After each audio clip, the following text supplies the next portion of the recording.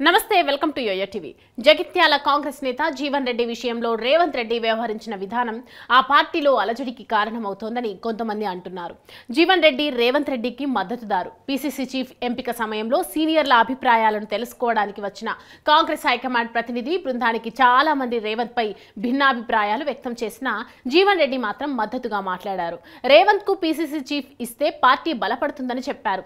తన సీనియారిటీని గుర్తించి ఓడిపోయినప్పటికీ ఎమ్మెల్సీగా ఉన్న తనకు మంత్రి పదవి ఇస్తారని ఆయన అనుకున్నారు. ఎంపీగా పోటీ చేయమన్నా చేశారు. అయితే ఇప్పుడు హఠాత్తుగా తన నియోజకవర్గంలోనే తనకు ఎర్త్ పెట్టడంతో ఆయన అవమానానికి గురయ్యానని ఫీల్ అవుతున్నారు. 10 ఏళ్లుగా జగిత్యాల ఎమ్మెల్యే సంజయ్ పై పోరాడానని, తనకు తెలియకుండా ఆయనను పార్టీలో చేర్చుకోవడం ఏమిటని ఆయన ఆవేదన చెందుతున్నారు. కనీస సమాచారం లేకుండా మీడియాలో వచ్చిన తర్వాతే ఆయన తెలుసుకోవాల్సి వచ్చింది. సహజంగానే ఇది ఆయనను అవమానించినట్లు అవుతుంది. బీఆర్ఎస్ నుంచి కాంగ్రెస్ లో చేరే ప్రతి ఒక్క ఎమ్మెల్యే నియోజకవర్గంలో ఇదే పరిస్థితి కనిపిస్తోంది. పార్లమెంట్ ఎన్నికల సమయంలో కూడా పలువురు బీఆర్ఎస్ నేతల్ని చేర్చుకొని టికెట్లు ఇచ్చారు.